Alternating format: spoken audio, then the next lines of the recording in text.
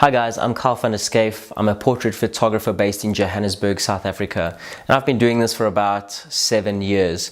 Initially I got started in this photography industry shooting weddings and moved over a little bit more to portrait and corporate photography.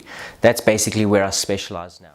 Tip number one, I would say, is definitely always just have a look around your surroundings, observe around you and see what exactly you can use in order to make the portrait session as powerful as possible. For me, one of my favorite things to do is definitely look for leading lines or buildings that obviously are in the background that just create a little bit more of a pump in terms of the results.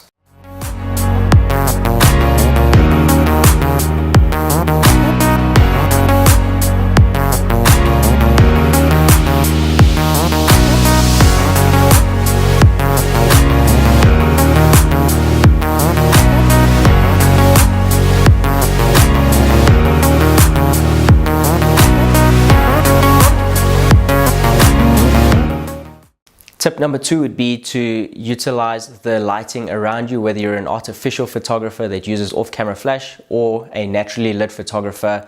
What I like to do is always look around my surroundings and find a little bit of shadows or a little bit of contrasty detail to create a little bit more of a unique portrait.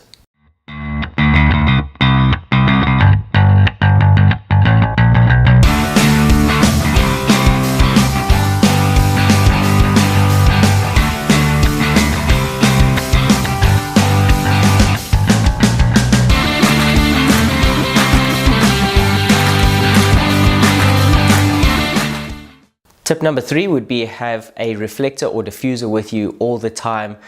These come in really handy, whether to block out the light, whether to create a contrasty image by separating your whites and blacks and highlights and shadows. And the best part is having a catch light in your model's eye just by using the silver side of the reflector.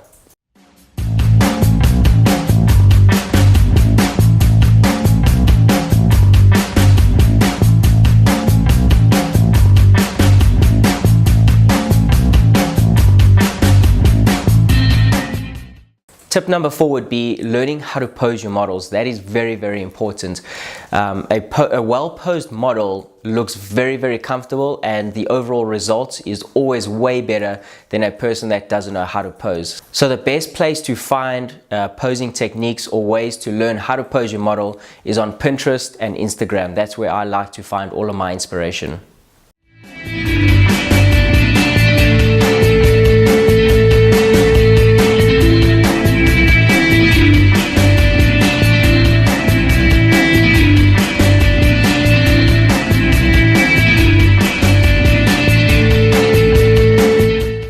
And tip number five would be, if you don't have expensive glass or a telephoto lens or a wide aperture lens, the best way to separate your model from the background would be face her away from the sun, have her backlit so that she's got a beautiful rim light on her body, and sometimes that creates a very natural looking lens flare, and that is always one of my favorite techniques because that just literally pops the image and it gets the model just separated a little bit from whatever background you have.